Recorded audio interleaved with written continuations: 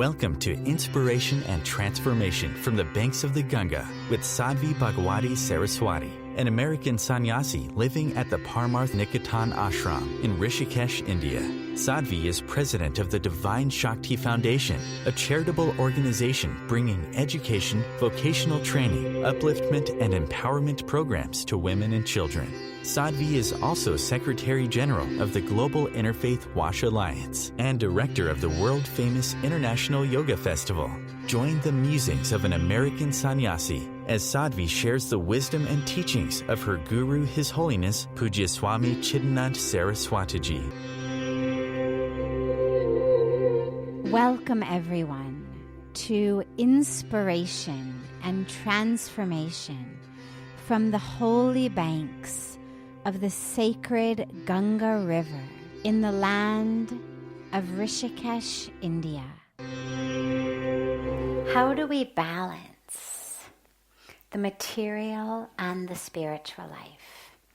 How do we align the spiritual world and the material world? Luckily, they're not actually separate. It has to do with how we think. So it's not that there is a material world and there is a spiritual world. There just is the divine creation. It is all spiritual, as in spirit runs through it all. The scriptures, the teachings remind us over and over again in so many different ways that all of the creation is divine. All of the creation is pervaded by divinity. It's given very clearly. So if all of creation is divine, if irrefutably God's presence is in everything, then it means it's all spiritual. Yes, sure, we have things of matter. It's not that matter doesn't exist, but the existence of matter is never the problem. The existence of a glass of water, the existence of a shawl, the existence of skin and bones and blood or a couch, that's not the problem. That doesn't keep me from living a spiritual life. What keeps me from living it, the dilemma comes when I focus on matter instead of spirit. And that's a choice. So fortunately, it's not about we have to balance. It's all one. I'm all in favor of oneness and wholeness and integration, rather than thinking about this part and that part, and if I can just get the parts to balance, I'm all okay. Rather, how can I understand it's all one? It's like my favorite story about that, of 3 men who are stranded on a boat in the middle of the ocean. And they're stressed, naturally, as you could imagine. People would be stranded in the middle of the ocean. And so, of course, they start to fight, as happens when we get stressed. And in order to alleviate, to some extent, their fighting, they decide, well, we're going to just divide this boat into 3 parts. You know, like kids do in their room. This is your half, this is my half. You know, your toe is in my half. Get your toe out of my half. So they do that in the boat, and they divide it into 3 sections. Each man has his own 1/3 of the boat, and they're all going on fine for a while, until 2 of the men notice that a leak has sprung in the 3rd man's part of the boat. And they start screaming and panicking and telling this guy, you know, stop up your leak, do something. We're all going to sink and drown and die. And the 3rd guy says, he says, don't worry, it's only leaking in my part of the boat. And I love that story whenever we talk about, I mean, it can go in so many different ways, but especially here as we're talking about balance, we do that in our lives. We think, well, I'm going to have a career life, and I'm going to have a social life, and then I'm going to have a spiritual life. And okay, I guess if there's a leak in it, that's all right, because it's only in this one part of the boat, and at least my career life is going to be good, my social life will be good, family life will be good, and all right, a little leak in my spiritual side of the boat. But that's not actually how life works, which is why I love the joke, because it's not how boats work either. Doesn't matter where the leak is, the whole thing's going down. And in the same way in our life, all of those lines that we draw between this part of my life, that part of my life, and as though somehow the goal is just, like with a boat, not too much weight in the front, not too much weight in the back, not too much weight on the left or right, and it'll stay upright. Well, it'll stay upright until there's a leak somewhere. And so instead, if we can think about our life as one, we do things that pertain to matter. So we brush our teeth. It's important to take care of them. We bathe our bodies. We feed our bodies. We clothe our bodies. We buy things with which to clothe our bodies, or we knit them ourselves, or whatever it may be. But nonetheless, we are engaged with matter, the matter of our body, the matter of the clothes that go on them,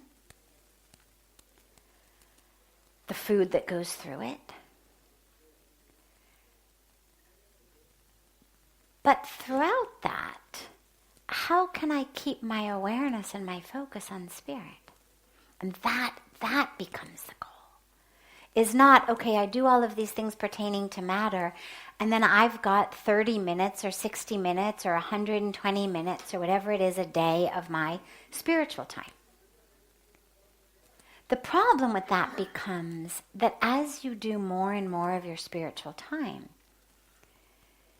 you get more and more of the juice from that. I mean, that's really, in Hindi we say ras. It's more than juice. It's essence. It's divine juice.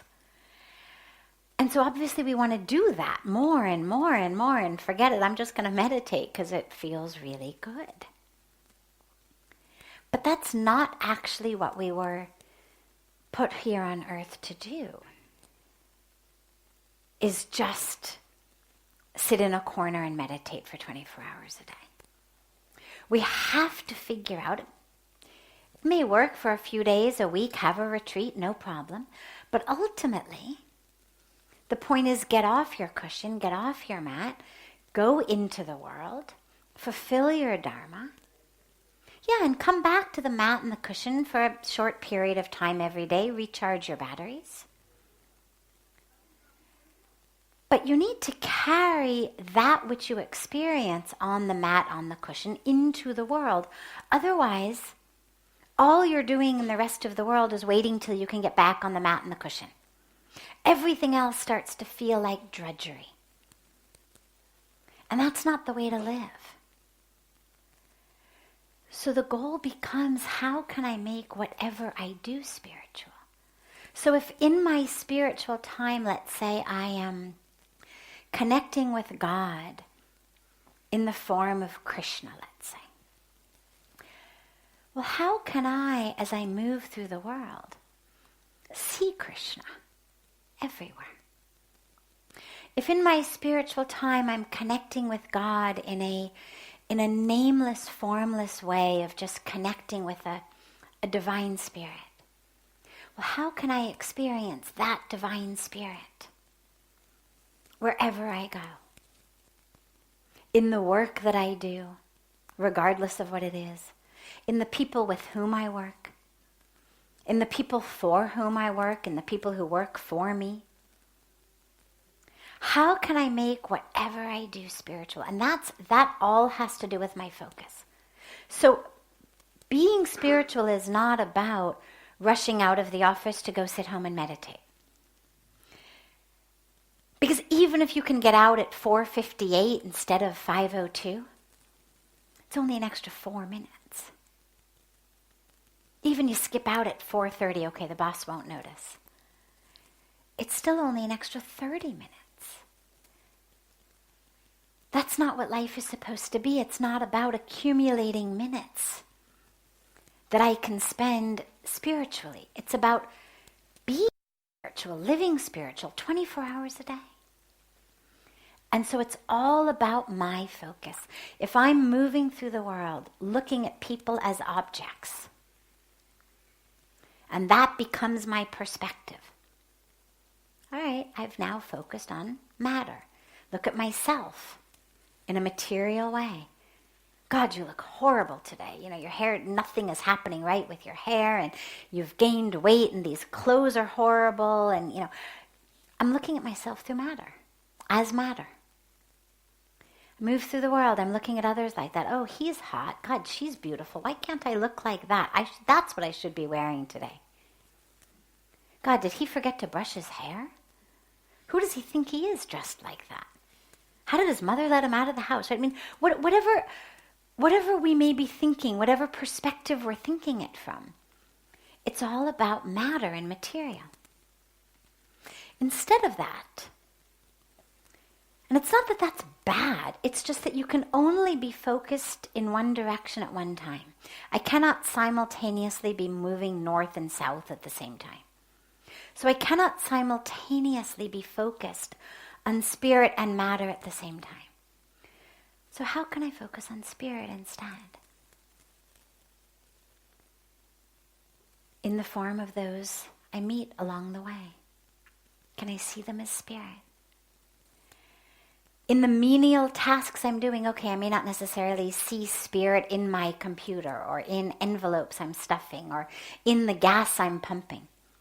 But can I connect to the spirit in me who is pumping the gas, who is stuffing the envelopes, who is doing data entry or balancing accounts in a computer? Can I connect to my spirit as I'm doing it? And if I can do that, then whatever I'm doing becomes spiritual. And so it's not about 1 hour over here and 23 hours over here, or 90 minutes here and 22 and a half hours over here. Because then life just becomes a total struggle. You're always looking, more time.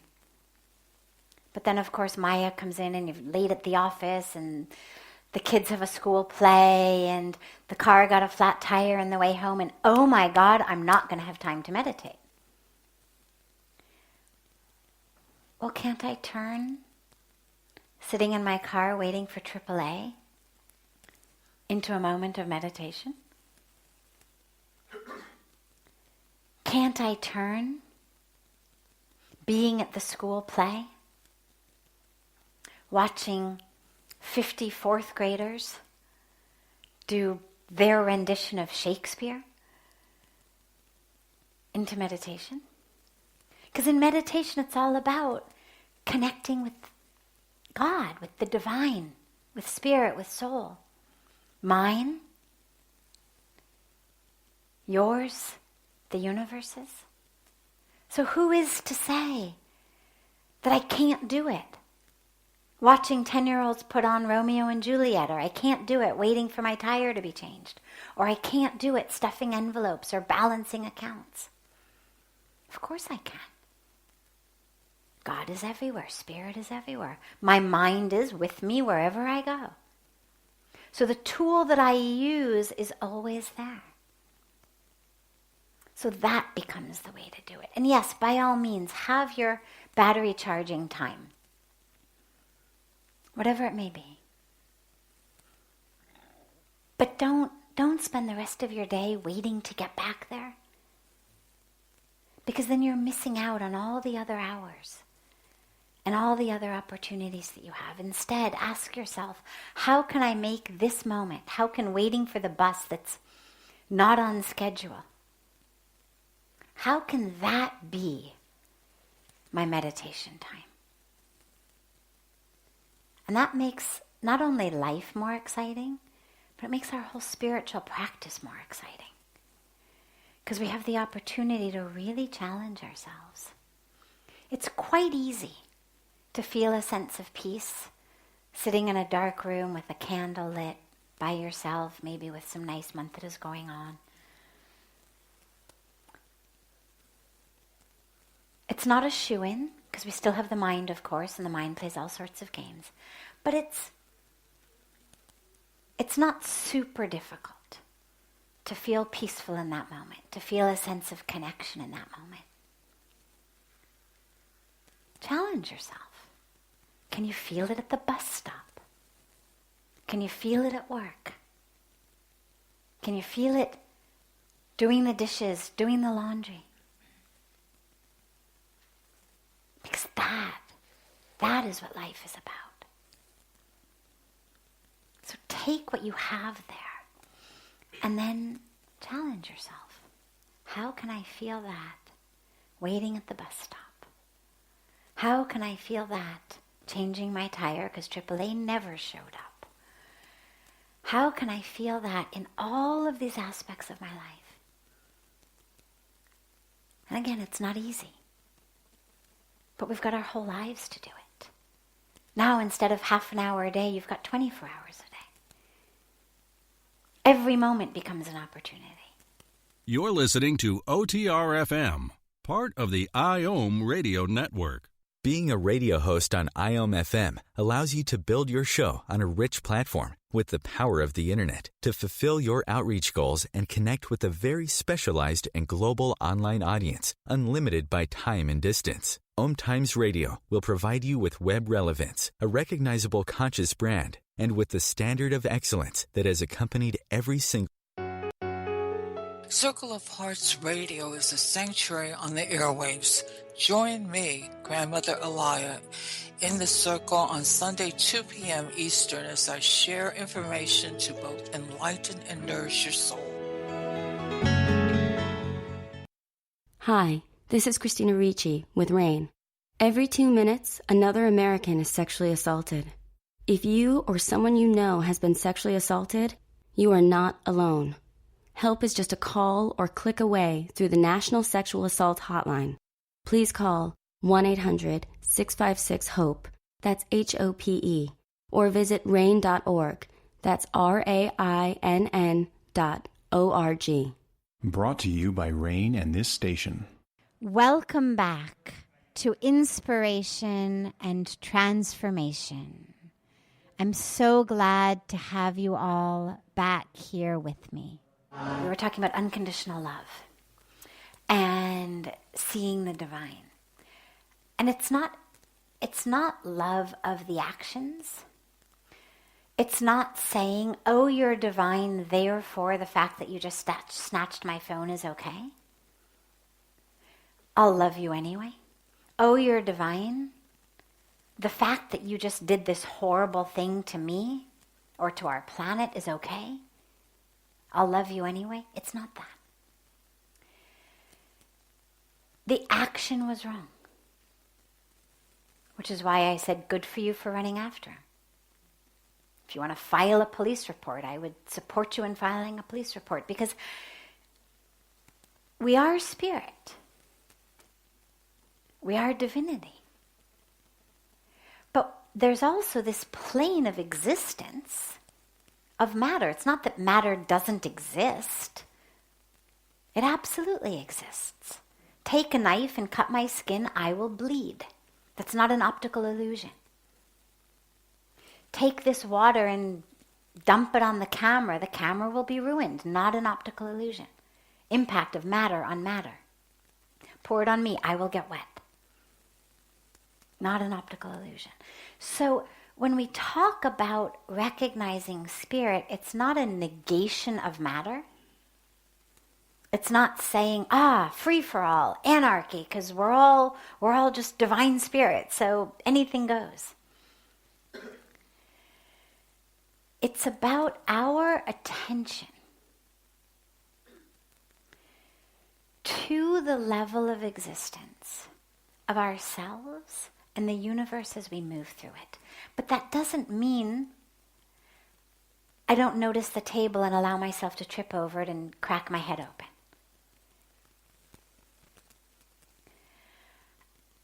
It's both. But what we find is, for the spiritual path, for our awakening, because ultimately, as we always talk about in here, the reason that we're here on planet Earth, the reason we've been given a human body, a human brain, a human mind with the ability to witness, the ability to be conscious of my consciousness. We don't think that other species have that, which is why it said that humans are the ones who attain enlightenment, because in order to do that, you have to be conscious of your consciousness. I have to be able to look at myself and say, anger is approaching. If I simply react in anger, this is what we talk about as the animalistic way of living. I'm angry, so I bite or I hit, literally or metaphorically. I'm hungry, so I eat. Whatever it may be, it's there. I'm feeling sexually aroused, so I mate with it. Whatever or whoever it may be. Those are our animalistic instincts. What separates humans is the ability to be conscious of that. We're not the only species by any means that knows right from wrong. Puja Swamiji always talks about, the dogs who are hanging around the food carts, and the minute that the food cart guy looks away, they snatch the bread, and then they look around, and if no one is there, they'll eat it right there, but if someone is there, they'll run into a corner. So they absolutely know they've just snatched something that didn't belong to them, that wasn't right, because they're sort of waiting to be caught and scolded. So we're not the only species that knows right from wrong, but what we are is the only species, we think, that has the ability to be conscious of what's going on in my own consciousness. To say, anger. Jealousy. Lust.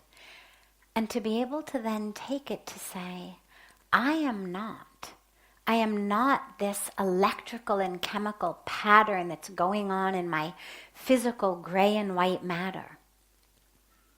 I am not this experience of neurologic arousal that we call anger. It's happening. Hook me up to a brain scan, they're going to be able to say, arousal, anger, fear. We can do that. Not that. There's an I that existed before I was angry. There's an I that will exist after I'm angry. There's an I that existed before I was this current 47-year-old female sitting right here. There will be an I who will exist after that. Both in this literal plane, I'll then be a 48-year-old female, right? I mean, the physical body changes. So I'm not that. There is an I that's eternally sane. Never born, never dies. But even if you're not there yet, just that has existed with this body, but that isn't the body, because the body keeps changing. But the I is still there. The mind keeps changing, the emotions keep changing, the thoughts keep changing, but I is there. So when we talk about the spiritual focus, it's not a negation of the material world. What it is an awareness of, I'm angry. There's a pattern that's going on, but that's what we're going to call the little I. Not the real I. The real I isn't angry. The real I is able to watch my little I. Watch, anger. Fear. Self-righteousness. Injustice. insecurity, meaning now who's going to snatch my phone tomorrow if I talk on it? It could happen again. Games of the mind. But there's an eye that's able to watch that. That's able to sit there and to see those emotions. See the fear. See the indignance. Indignation, I guess is the word. See the anger. See all of that. If I can identify with that, then I'm not a slave to my emotions, to my thoughts. That's the goal. The goal of our spiritual practice is freedom. That's the highest goal. When we talk about moksha, literally moksha is translated as freedom. So I'm looking for freedom. If I am hooked into my emotional state, I am not free. The guy snatches my phone, I'm angry. No, it doesn't mean your anger is misplaced or wrong.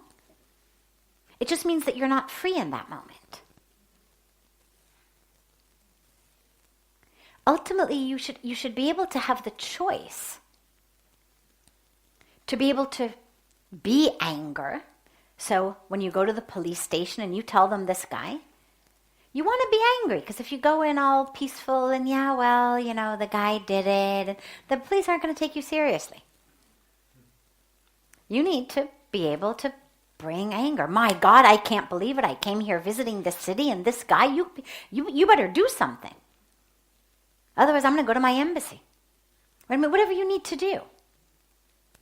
So the anger or the feelings aren't the problem. The problem is when I'm not free, when I'm a slave to them. There are absolutely places, parenting, teaching, administrating, where we need to be able to bring an experience of anger, because sadly that's how you get taken seriously in a lot of situations. But I'm not a slave of that anger.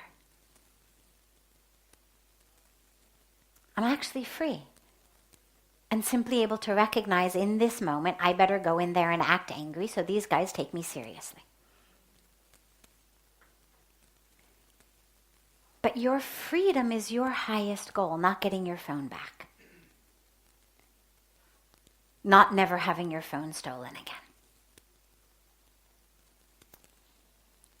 Yesterday it was the phone, tomorrow it'll be your purse, the day after it'll be a gold chain on your neck. So the question becomes, how can I not bounce up and down with that which happens around me? Right? And sometimes the stealing's going to be literal. The guy literally comes up and grabs it from you. Sometimes it won't be so direct. Sometimes it'll be just a stock market that falls. Sometimes it'll be an act of nature. A tree fell on your car. You don't have insurance. End of car. Right? So sometimes it's literally something steals it out of your hand. Sometimes it's the universe. But if every time something literal is stolen from me, sometimes our respect is stolen. Somebody criticizes you in front of people. Your reputation is hurt. In India, this is a very big thing. Okay, scold me all you want in private, but for God's sakes, don't do it in front of other people. Like, maintain my dignity. This person has stolen my dignity.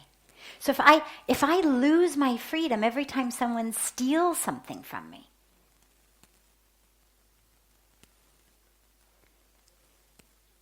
I'm not getting very far on my path, my spiritual path. And it's not about being judged. There's nobody judging your path. It's about your freedom from suffering. Because anger creates suffering. Jealousy creates suffering. Competition creates suffering. Holding grudges creates suffering. Living in fear creates suffering. Living in indignation creates suffering. So I'm looking for freedom, because that's my only way out of this suffering, which is not the same as apathy. It is not the same as indifference. We are not saying, oh yeah, no problem, steal my phone, I've become very spiritual.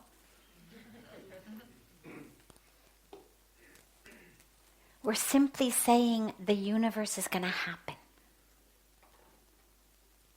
in a whole variety of unexpected ways. And our goal is to be free in the midst of that happening. And the only way to do that is to be identified with that which isn't what's happening. So that's what it's about.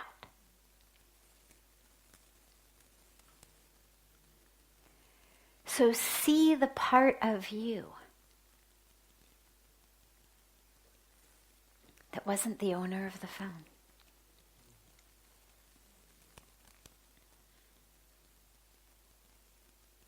Can you see the part of you that was the stealer of the phone?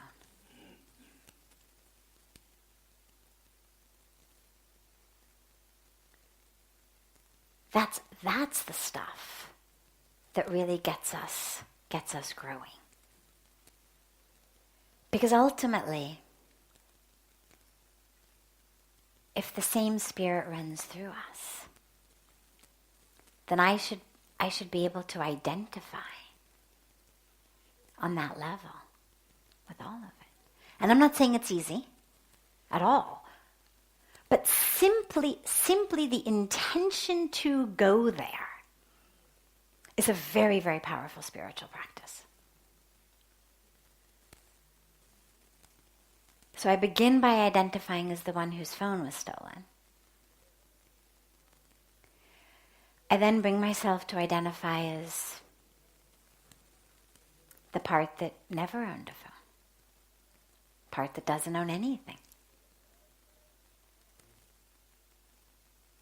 part that came in with nothing, will go with nothing. And then slowly, and you just keep taking it as far as you can go. Okay, you can do that. Can you then identify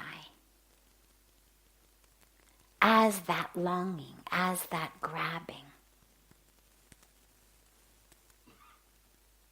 Maybe you've never grabbed a phone. Grab something else. We can always identify, if not with the actual act, with that intention. So we've all experienced anger, we've all experienced jealousy, we've all experienced greed and lust.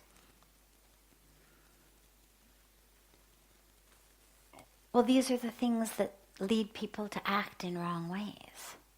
So even though I may not have ever actually snatched a phone out of someone's hand, can I identify with that might lead someone to do it? And again, simply the intention of trying to go there. A, minimizes my anger. And B, opens my heart in a way that's far more valuable than the phone ever was.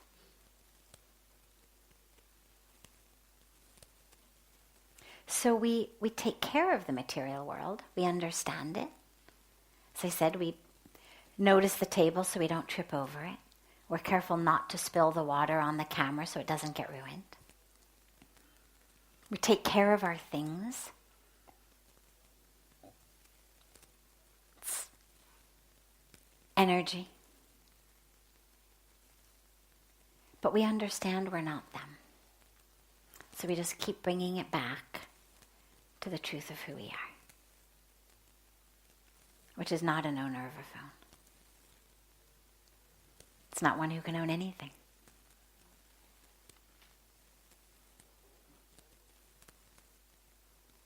Not one with any rights other than freedom. God never Never said in any of the scriptures I know, never said, I promise you, you'll never lose anything. I promise you'll never be hurt. I promise you'll never get an illness or a disease. I promise that your loved ones will never be hurt. I promise they won't die. There's no promises from God like that. The promise we get is, come to me and you will experience freedom.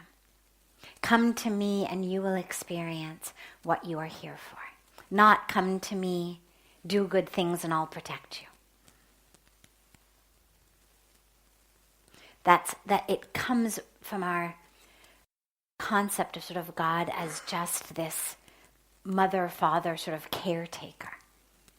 But God's ultimate goal for us is not, you should never be stolen from, you should never be hurt, you should never be cheated, you should never be betrayed. God's ultimate goal for us is you should wake up. And if I've got to send somebody to snatch a phone out of your hands and have you chase him down the street in order to bring you into a moment of, oh, wow, okay, wait, what's going on here? I'll do it. If I need to set fire to your house, I'll do it. If I need to give you an illness, I'll do it. Not as a punishment. Not as a punishment. But as simply a tool to wake you up. Because that's the only goal of God's. This is OTR-FM, part of the IOM radio network. OMTimes magazine is one of the leading online content providers of positivity, wellness, and personal empowerment. A philanthropic organization, their net proceeds are funneled to support worldwide charity initiatives via Humanity Healing International. Through their commitment to creating community and providing conscious content, they aspire to uplift humanity on a global scale. OMTimes, co-creating a more conscious lifestyle. Do you have time to read that inspiring book or that blog post you've been meaning to get to? In your busy world, how do you improve yourself and keep your life going? I'm Lisa Kay, and my Between Heaven and Earth radio show can transform your life just by listening. Be uplifted with inspiring topics, positive stories, and ideas that really work. Between Heaven and Earth radio is conscious living for your soul, every Wednesday at 4 p.m. Eastern Time. Baldwin with People for the Ethical Treatment of Animals. I grew up loving circuses and other traveling animal shows, but it never occurred to me what life might be like for the animals. Training wild animals to do things they don't understand takes force. Routine discipline with a hook or whip with the heel of a boot shows the animal exactly who's the boss. Don't patronize animal acts. Please contact People for the Ethical Treatment of Animals. 757-622-PETA. Welcome back. This is Sadhvi Bhagawati Saraswati with inspiration and transformation. The suffering that we experience due to that which is happening to other people or other creatures or other species is actually very, very beautiful. And it's very beautiful because most of the time we really only experience suffering about what happens to me. I should be okay. You hear about a plane crash, and the first thing we think is, oh my God, I hope I didn't know anybody on it. Right? So my friends and family should be okay. It could say, 347 people died. But if I'm sure that I didn't know any of those 347 people, I'm okay. Now, the problem with that is, it's our very separate, illusory existence. When you talk about experiencing suffering due to what's happening to other people, what it means is that you're breaking out of that illusion of individuality. So on the first part, that's really beautiful. It's a beautiful place to be, to feel sad. This is where we talk about compassion. right? If I couldn't feel sad for another being, I could never experience compassion. Compassion is experiencing through a sense of oneness with you. If I don't experience a sense of oneness with you, I'm not going to experience compassion. I won't be able to feel empathy. I'll be stuck with just sympathy. Sympathy is, oh, you poor thing. Can I have a cup of tea? That's sympathy. Like my life is going to continue on. And, oh, you poor thing, I'm so sorry. In order to feel anything beyond that, I need to experience a sense of connection with you, a sense of oneness with you. And so to feel sad at what other people are going through is very beautiful. The problem, as you've said, is it makes us sad. And there is so much suffering in the world that the minute you open yourself to that, no matter where you look, turn on the news,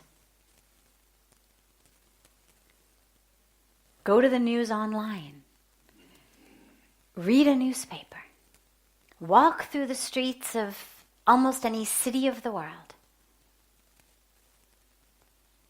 go to the mountains,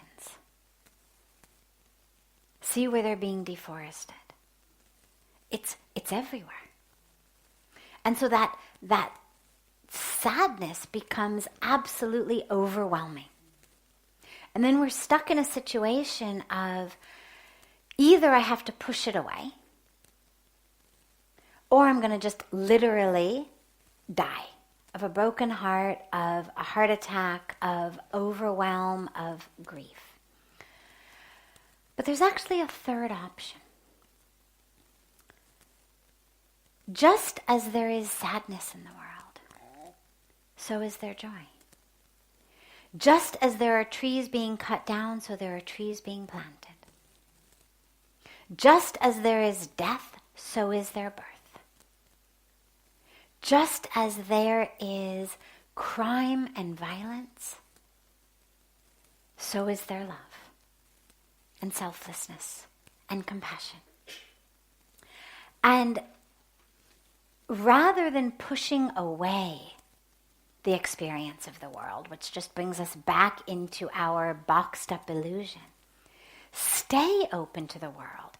But stay open in a way where you're actually open to the whole world, not just to the part that's suffering. Because that's also a box. The world is darkness and light, night and day, dry seasons and rainy seasons. It's both. It's the sunrise and the sunset. It's the fire that's devastating a city, and it's the firemen giving their lives to save the people who live there. It's both. It's children dying of starvation.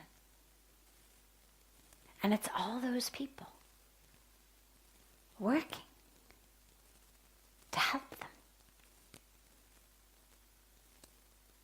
It's all those people in the world doing something to make a difference. And it's important as we open ourselves to the world that we open ourselves to the fullness of it. And yeah, there's suffering, and there's joy, and there's violence, and there's tenderness.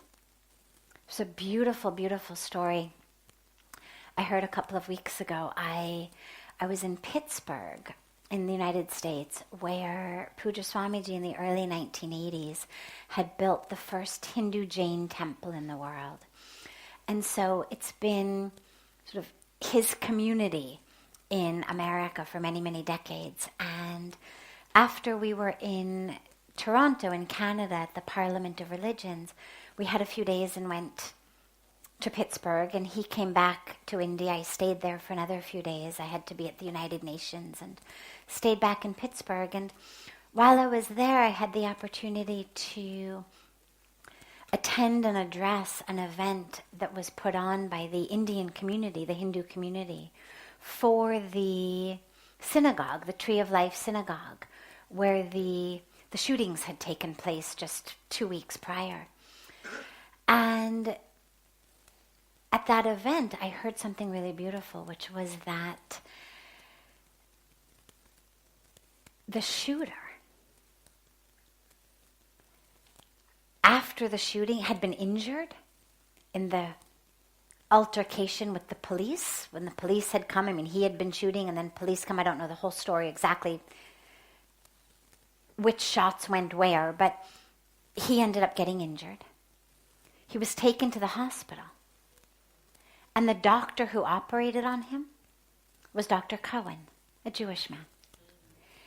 And so when we open our hearts to the suffering, that violence, we have to also open our hearts to that incredible beauty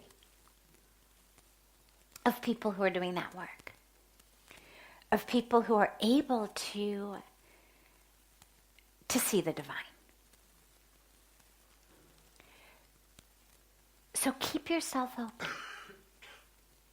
Do not shut it down. But when the suffering becomes too much, when it starts to feel overwhelming, just open yourself to some beauty. Watch flower petals open. Go to a soup kitchen, and instead of focusing on the faces of the homeless people who are in line to get the soup, focus on the faces of the people who have given up their evenings to serve them. Instead of focusing only on what's wrong, focus also on what's right. And that'll balance in you the experience of the openness to the world. So it's important to be open to the suffering, because that's what catalyzes action. That's what makes us work and serve in the world. But we also stay open to the beauty of the world we're serving. Where every day, despite what a mess of the earth we make, the sun rises. When every day, despite what we're doing to Ganga, she flows. And to stay open to that as well. Because that also teaches us how to live. So not only does it balance and heal the suffering in our own minds and hearts from what's happening in the world, but it gives us inspiration of how to live, how to be. Whether my inspiration comes from the flower opening its petals, or the tree giving its apples, or Ganga flowing, or the people working in a soup kitchen, whatever it may be. That's then where I get inspiration of how to live. So stay open to all of it. This is OTR-FM, part of the IOM radio network. OMTimes magazine is one of the leading online content providers of positivity, wellness, and personal empowerment. A philanthropic organization, their net proceeds are funneled to support worldwide charity initiatives via Humanity Healing International. Through their commitment to creating community and providing conscious content, they aspire to uplift humanity on a global scale. OMTimes, co-creating a more conscious lifestyle. Do you have time to read that inspiring book or that blog post you've been meaning to get to? In your busy world, how do you improve yourself and keep your life going? I'm Lisa Kay, and my Between Heaven and Earth radio show can transform your life just by listening. Be uplifted with inspiring topics, positive stories, and ideas that really work. Between Heaven and Earth radio is conscious living for your soul, every Wednesday at 4 p.m. Eastern Time. Like Alec Baldwin with People for the Ethical Treatment of Animals. I grew up loving circuses and other traveling animal shows, but it never occurred to me what life might be like for the animals. Training wild animals to do things they don't understand takes force. Routine discipline with a hook or whip with the heel of a boot shows the animal exactly who's the boss. Don't patronize animal acts. Please contact People for the Ethical Treatment of Animals. 757-622-PETA. Welcome back. This is Sadhvi Bhagawati Saraswati with Inspiration and Transformation.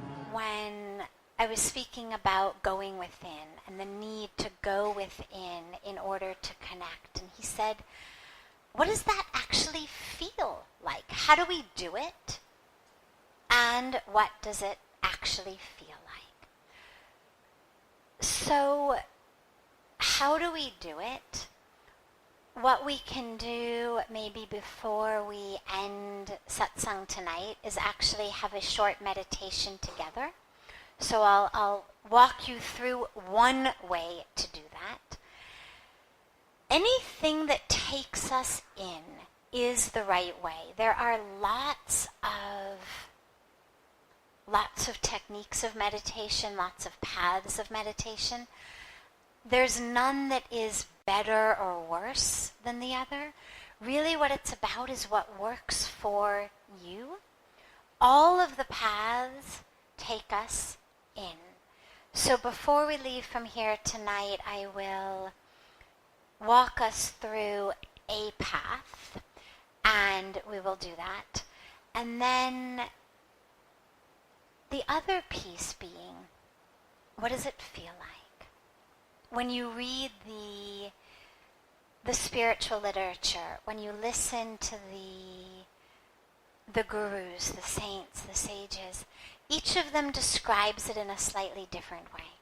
So it's important not, again, to latch on to, oh, wait, I'm not experiencing it that way, so it must not be right. Because, again, we get critical. Oh, she said it feels like this, but mine feels like that. Or he said, I'll see this, but I saw that. But for me, what it feels like is an experience of melting into an ocean, literally in which you dissolve into it, but you're also still there. So when the drop merges with the ocean, the drop doesn't disappear. All of that which was in the drop is still there, but only that which separated the drop from the ocean disappears. And so it feels like an experience of merging into an ocean, but an infinite ocean, not an ocean that has shores, of stillness, of peace, of bliss, of love, of everything. As though the ocean included everything. There is nothing that can't be included in that ocean. And so it's, again, for me, and when Pujya Swamiji gives us his New Year's blessings and message, I'll ask him to also speak about that from his experience. It's connecting with that. Now, I'll tell you just a very quick, sweet story from a great, great sage named Parmarth Ramakrishna, who lived in the early part of last century. And he was describing to his disciples, his devotees one day, what the experience of entering that state of trance, of samadhi, is like, which he entered so frequently. And he'd begin and he'd say, well, so when you start, here's what it feels like. And he would take them through sort of the different stages and what they felt like. And as he got higher, he would just enter the trance. enter that state of samadhi and be unable to speak, and his devotees would wait again for hours for him to come out of it. Again he would reach that point where he just merged into it. And this happened several times until finally he looks at his disciples with tears in his eyes and he says, I want to tell you, but the mother won't let me.